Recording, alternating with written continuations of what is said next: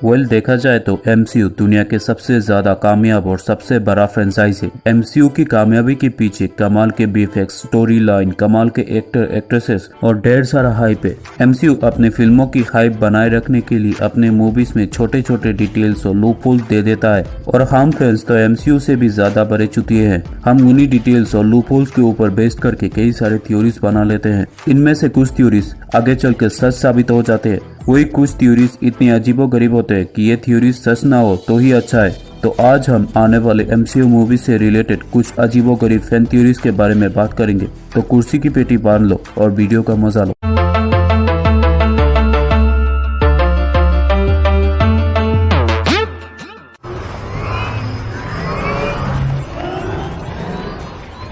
I'm always picking up after you boys. हमारे list की सबसे पहली थ्योरी ब्लैक विडो से रिलेटेड है। इस थ्योरी की माने तो एवेंजर्स एंड गेम में ब्लैक विडो कभी मरी ही नहीं, बल्कि बोरमिल में नताशा की बहन एलियाना ने सोल स्टोन के लिए अपनी जान दी थी। दरअसल इस थ्योरी के मुताबिक आने वाली ब्लैक विडो मूवी में टास्क मास्टर को लिए एलियाना ने फेस स्वीपिंग टेक्निक का इस्तेमाल करके अपने आप को नताशा में ट्रांसफॉर्म कर लिया था, और तीनों बहनों ने और रेड गार्डियन ने मिलकर टास्क मास्टर को हरा दिया।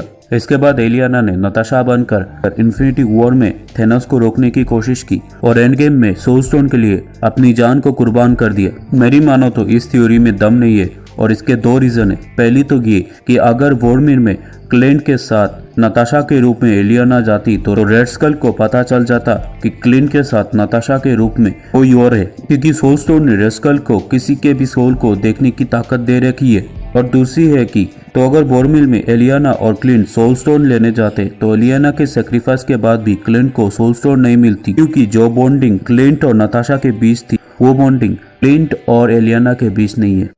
Capable of destroying the Guardians of the Galaxy. I think I shall call him Adam. Marvel के यूनिवर्स में इन्फिनिटी स्टोन्स बैलेंस बनाने का काम करते हैं। याद है डॉक्टर स्ट्रेंज ने टाइम स्टोन के जरिए डोरमामू को हरा दिया था, पर एंड गेम के बाद एक भी इन्फिनिटी स्टोन नहीं बचा। ऐसे में अगर डोरमामू ने फिर हमला कर दिया तो डॉक्टर स्ट्रेंज को डोरमामू को हराने में काफी मुश्किलें होंगी। इस थ्योरी के मुताबिक guardians of the Galaxy 3 movie में हमें एडम वॉरलॉक को प्रॉपर तरीके से दिखाया जाएगा। पहली बार एडम को गार्डियन ऑफ द गैलेक्सी 2 के पोस्ट क्रेडिट सीन में उसके कुकुन के अंदर दिखाया गया था। कॉमिक बुक में एडम वॉरलॉक सोल स्टोन और अपने क्यूरियोसिटी के लिए जाना जाता है। इसी क्यूरियोसिटी के चलते एडम वॉरलॉक किसी तरह से सभी इन्फिनिटी स्टोन को वापस लाएगा और मार्वल यूनिवर्स में फिर से बैलेंस कायम करेगा। पर अगर स्टोन्स वापस आ गए तो शायद थेनोस भी वापस आ सकता है।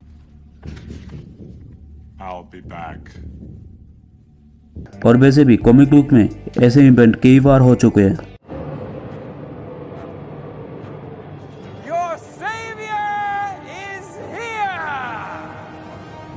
लोकी एमसीयू का वो कैरेक्टर है जिसने अपनी शुरुआत एक विलन के तौर पर की थी, पर धीरे धीरे लोकी एक अच्छा कैरेक्टर बनता गया, और टॉम हिडलसन ने तो अपनी एक्टिंग से लोकी के अंदर एक अलग ही जान फूंक दी थी। पर एवेंजर्स इन्फिनिटी वॉर में इस सीन को देखकर हर एक लोकी फैन का दिल टूट गया। पर आधे पॉपुलेशन के डिसमिनेशन और लोकी के मौत के सदमे के साथ जब लोकी के फैंस ने एंड गेम देखा तब लोकी के फैंस की खुशी का कोई ठिकाना नहीं रहा। चलो कम से कम हमें किसी और रियलिटी का लोकी ही सही देखने को तो मिलेगा। एंड गेम के इस सीन और लोकी के शो के छोटे से टीज के ऊपर बेस करके हमारे लिस्ट के तीसरी थ्योरी को बनाया गया है। इस थ्योरी के मुताबिक लोकी टाइम वेरिएंस अथॉरिटी को सचमुच जलाकर लेडी शिप बनकर थोर का हथौड़ा यानी म्योनिर को अपने साथ लेकर ओरिजिनल रियलिटी में चला आएगा और हमेशा की तरह थोर के नाक में दम करना शुरू कर देगा। पर रियलिटी अलग होने की वजह से इस म्योनिर को उठाने के लिए थोर वर्दी नहीं होगा, इसीलिए जीन फोस्टर म्योनिर को उठाएगी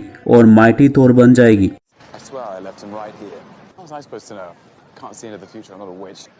एक और थ्योरी के मुताबिक थोर लव एंड थंडर में हमें ओल्ड किंग थोर के स्टोरी को भी दिखाया जाएगा, तो शायद थोर लव एंड थंडर में हमें कॉमिक बुक की तरह पास्ट के थोर, ब्रो थोर और ओल्ड किंग थोर को टीम अप करते हुए दिखाया जाएगा।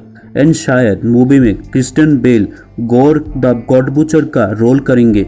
वैसे रूमर तो ये भी है कि क्रिस्टियन बेल शायद बीटा रेल बेल का रोल करेंगे, पर मेरा दिल कह रहा है वेल गॉर का ही कैरेक्टर करेंगे। खैर इसी दौरान ब्रोथोर अपनी खोई हुई हिम्मत को फिर से पा लेता है, जिस हिम्मत के ना होने की वजह से एंड गेम में थेनोस ने प्रोथोर को बुरी तरह से पीटा था। अब आते हैं इस लिस्ट की सबसे अजीबोगरीब थ्योरी के ऊपर। ये थ्योरी अगर सच हो गई तो मार्वल डीसी की तरह बहुत ज्यादा और बहुत क्या उससे भी ज्यादा डार्क बन जाएगी।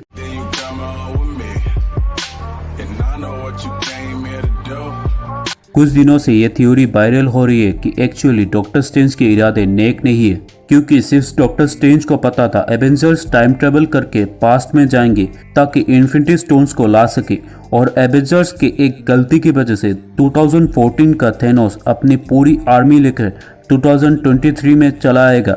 और सिर्फ डॉक्टर स्ट्रेंज को पता था थेनोस और उसकी आर्मी को खत्म करने के लिए आयरन मैन अपनी जान दे देगा। फिर भी डॉक्टर स्ट्रेंज ने किसी भी गलतियों को नहीं सुधारा।